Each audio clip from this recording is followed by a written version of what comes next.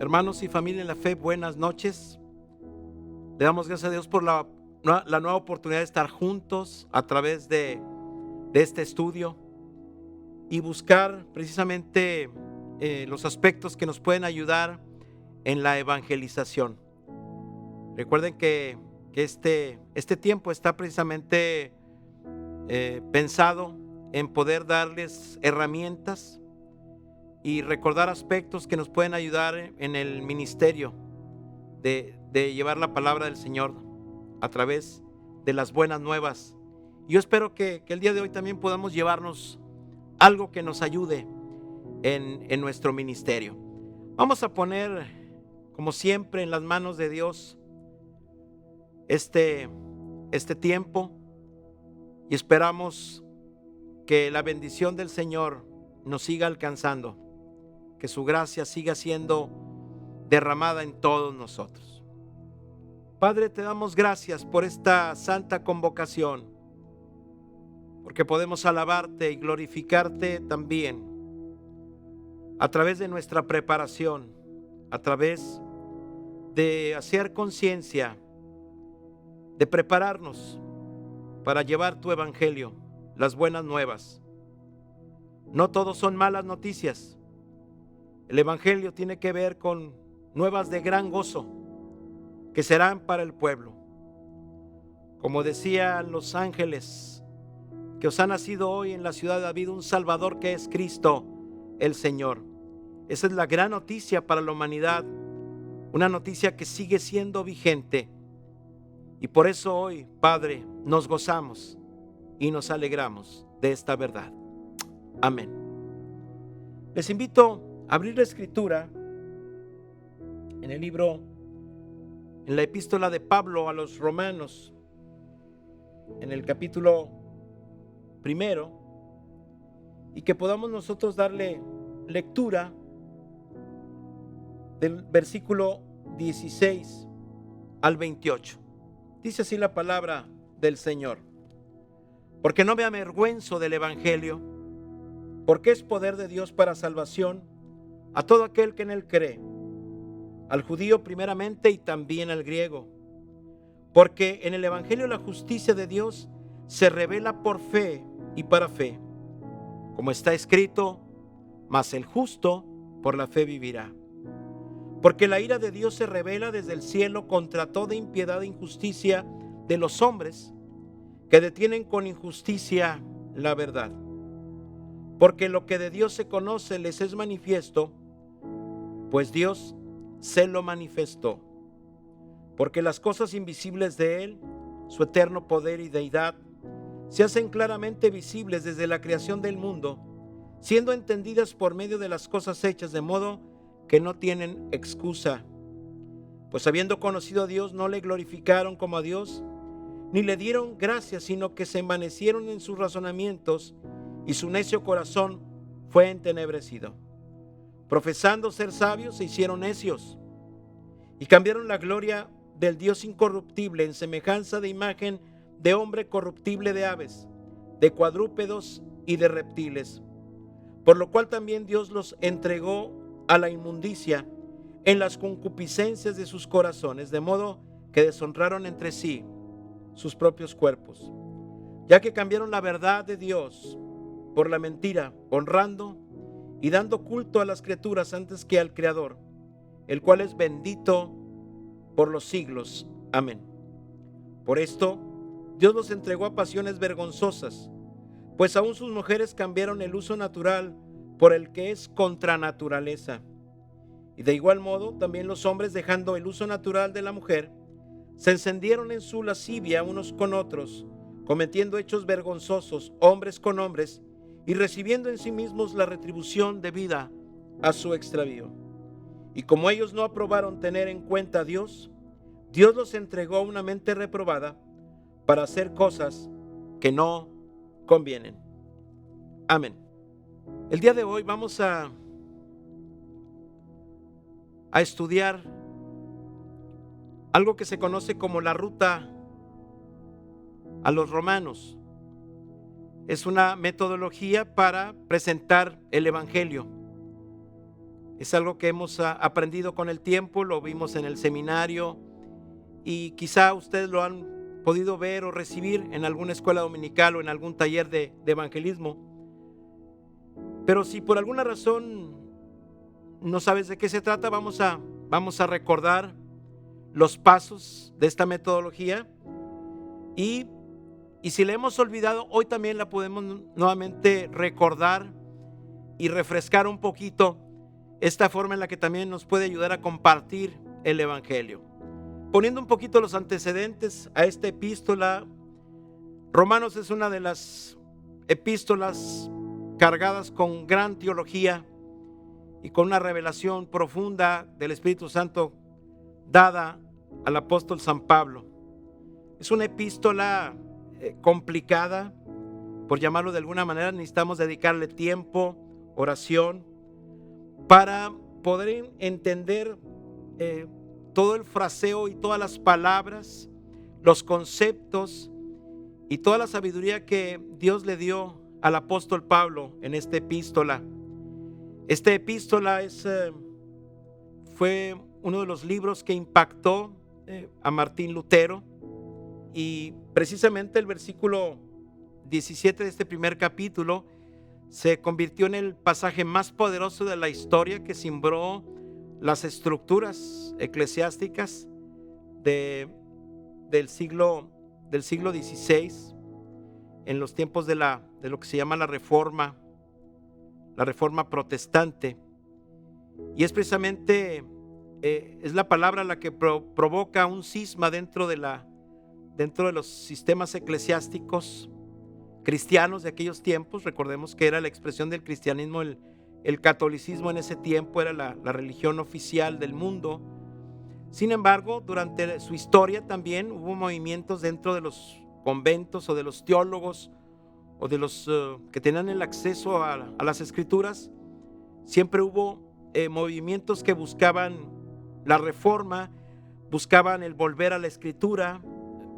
De alguna manera siempre hubo una inquietud a través de la historia de personas que querían cambios en las estructuras de la iglesia, pero tenían que ver precisamente con la palabra del Señor, ¿verdad? Que la palabra pudieran leerla todos con libertad, que no fuera un libro que estuviera encadenado, como fue la experiencia que vivió Martín Lutero, según cuenta la historia. Un libro que estaba prohibido, y durante muchos años este libro ha sido perseguido a través de la historia. Y una de las cosas que Martín Lutero puede encontrar en esta epístola es precisamente que el justo por la fe vivirá. Es decir, que aquella persona que confíe plenamente en Dios, que su fe esté en Él, será salvo, va a vivir eternamente. Es un pequeño versículo, pero ocasionó toda una reforma en Europa, y esa reforma trajo consigo cambios históricos importantes en nuestro mundo. Esto es para entrar un poquito en el antecedente. Lo que escribe Pablo en este primer capítulo es poner el antecedente de lo que se está viviendo en Roma, y es la influencia de Roma hacia el mundo como uno de los grandes imperios de todos los tiempos. Todos los caminos conducen a Roma, decía por ahí el adagio. Roma era la gran influencia a través de su sistema de carreteras. Fue como interconectó y supo llegar y gobernar e influir en los pueblos que ellos iban conquistando. Sin embargo, también fluía la maldad y una cultura que estaba permeada de perversión. Y el apóstol Pablo empieza con esta epístola hablando de la impiedad y de la injusticia de los hombres que detienen la verdad. Eso es algo que Dios aborrece y que abomina tremendamente. Y Pablo les habla de una manera intelectual y profunda en esta epístola para que todo aquel romano que pudiera leerla pudiera tener muy claro y entender que hay una verdad absoluta, que es Dios, y que a Él le tenemos que rendir cuentas. Pablo puede observar que Roma ha caído en una decadencia moral y de perversión. Se habla precisamente de las relaciones ilícitas que se dan en Roma, cómo se han transformado la gloria de Dios en imágenes de reptiles, dando honor y culto a las criaturas, dice, antes que al Creador.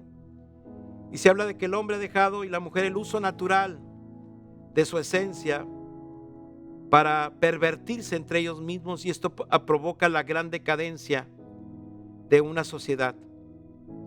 Históricamente la decadencia de toda sociedad se debe a los excesos. Cuando hay un exceso de economías, cuando hay una abundancia en riquezas, empiezan los abusos en las comidas, en los vicios, en las perversiones y en los apetitos propios del ser humano. Cuando hay esto, entonces viene la decadencia de una sociedad y no sobrevive. Eso está comprobado históricamente. Y de alguna manera Pablo les dice, Roma está en decadencia y el mundo que sigue a Roma está también en decadencia. Hay un Dios que nos va a pedir cuentas. En pocas palabras, esta epístola habla de que Dios va a pedir cuentas. Tarde o temprano se acercará. Y hay de aquellos que a lo bueno le llaman malo y a lo malo le llaman bueno. Así que esta es una epístola que confronta y se enfrenta también al imperio más poderoso de la tierra a través de esta carta que incomoda y que va también a provocar cambios también en muchas personas para bien. Es a través de esta epístola que Pablo muestra una ruta de salvación, ¿sí? Eso es lo que conocemos, la ruta a los romanos. Y que quede muy claro, primeramente, la salvación es por gracia, lo hemos dicho. Y aquí la forma en la que expresa la gracia Pablo es diciendo, mas el justo por la fe vivirá. La persona que confía en Dios, en el creador de todas las cosas, el que solamente confía en Él, será justificado, alcanzará salvación. Ese pequeño texto habla de la gracia y de la fe. El apóstol, cuando escribe su carta a los romanos, se aseguró de que estas premisas quedaran muy claras, y sobre todo la justificación de Dios por gracia. Lo que plantea Pablo en esta epístola como número 1 es que el hombre es pecador. Y ahí tú puedes encontrar y subrayar y tener ahí en tu Biblia, en Romanos, subrayar esos pasajes que te harán recordar precisamente lo que Pablo nos describe para llegar a Jesús y a disfrutar de su eternidad y de su presencia. Romanos 3:23 dice, por cuanto todos pecaron y están destituidos de la gloria de Dios. Puedes subrayar Romanos 3:23, aprendérnoslo de memoria. ¿Qué significa esto? Que si has hecho lo malo y has quebrantado sus mandamientos, no podemos entrar en el cielo, no podemos entrar en la vida eterna, no podemos estar a su lado. Si yo he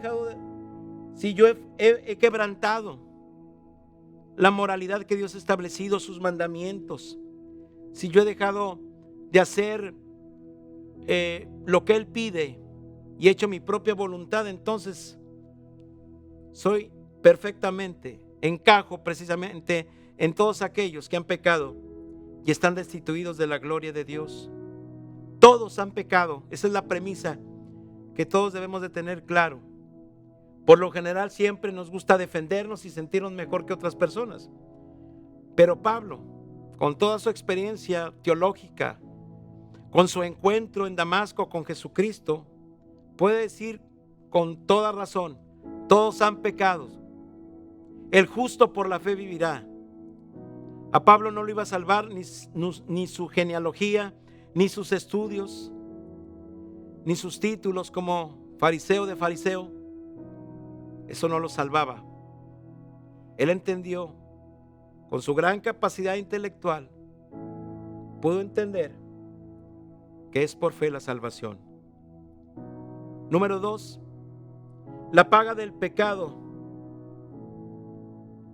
El pecado tiene un pago. El pecado te pasa una factura. El pecado a veces se podrá disfrutar por algún tiempo, pero tarde o temprano te pasará una factura. Tiene un costo, un cobro. Y Romanos 6:23 sí es otro texto que debemos de subrayar todo cristiano en nuestras Biblias. Y nos dice: la paga del pecado, ese abismo que nos separa de Dios, es eso que nos lleva a hacer el mal constantemente. Dice: la paga del pecado es muerte, mas la dádiva de Dios es vida eterna en Cristo Jesús, Señor nuestro. ¿De qué le sirve al hombre ganar al mundo si perdiere su alma? Lo dijo Jesús. ¿De qué sirve si no incluimos a Dios en nuestros propios proyectos? De nada sirve. Estamos perdidos sin Él.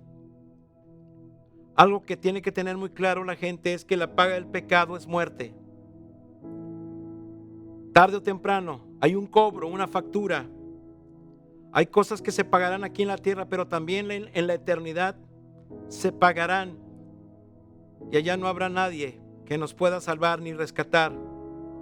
La salvación es aquí y ahora, en vida.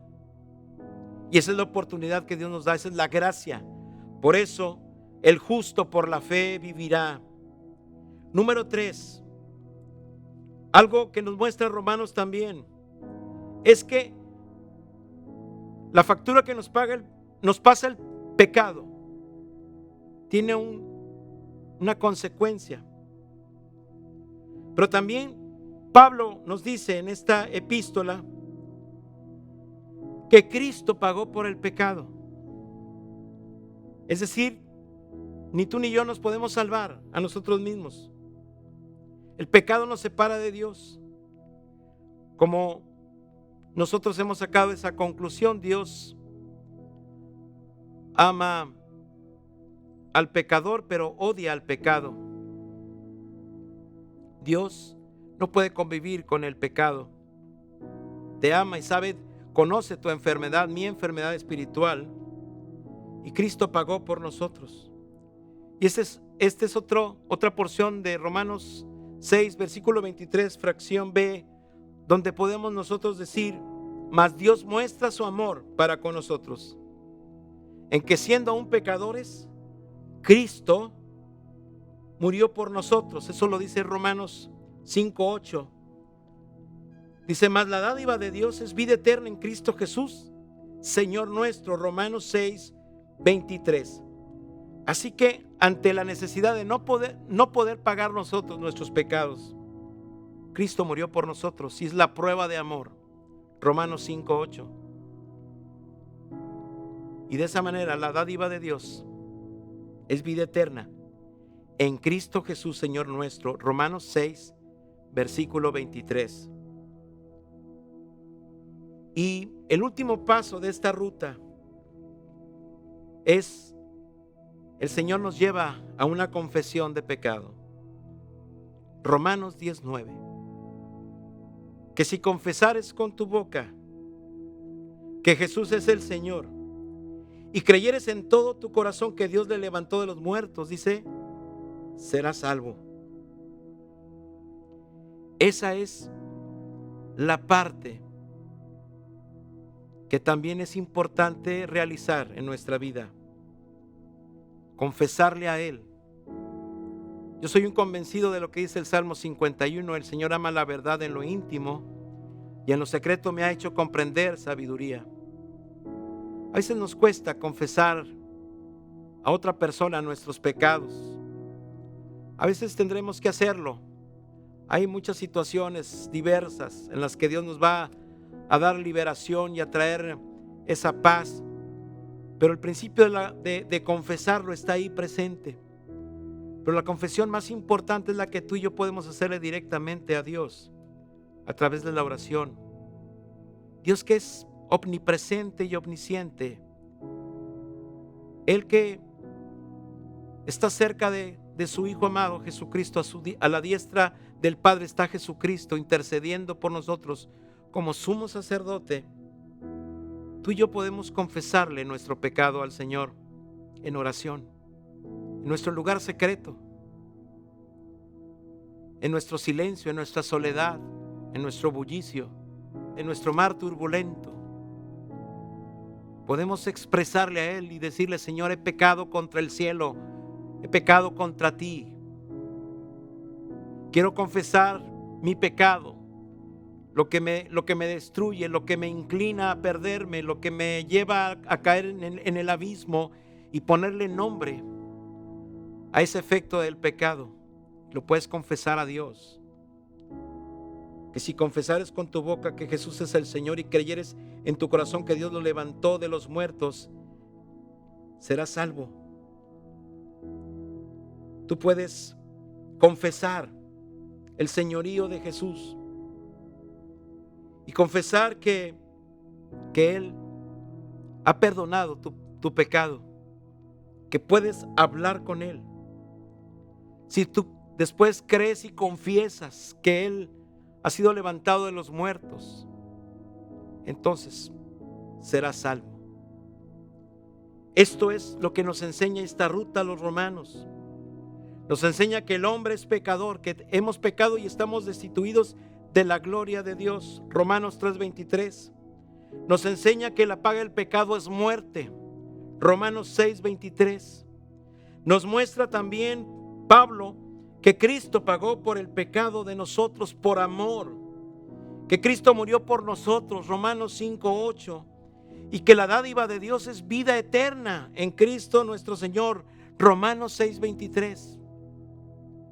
Pero que también es importante confesar nuestro pecado, pero también la grandeza de Jesús, de que Él es el Señor, de que le creemos que Él puede perdonar nuestro pecado y que Él se levantó de los muertos, que Él es la resurrección y la vida. Y eso también nos da la seguridad de la salvación. La conclusión al evangelizar con estos versículos es para dejar muy en claro al que tenga esa oportunidad de escucharte que Dios tiene un plan maravilloso para sus vidas y que lo ama a pesar de sus pecados, que Él debe de aprovechar la gracia del Señor y que Él debe de confesar en todo tiempo a Cristo como el Señor y Salvador, como nuestro sumo sacerdote a quien podemos confesarle nuestro pecado, pero que también dejemos entrar en nuestro corazón su presencia y que rindamos nuestra voluntad a Él en todo momento y en todo tiempo. Esta es la ruta a los romanos, los versículos con los cuales el apóstol Pablo transmite el mensaje de salvación y de evangelización a una nación que se ha perdido, que ha perdido el rumbo y que no sabe distinguir entre lo sagrado y lo profano. Pero hoy la verdad sigue siendo la misma. A ti te dice y a mí me dice el Señor: mas el justo por la fe vivirá.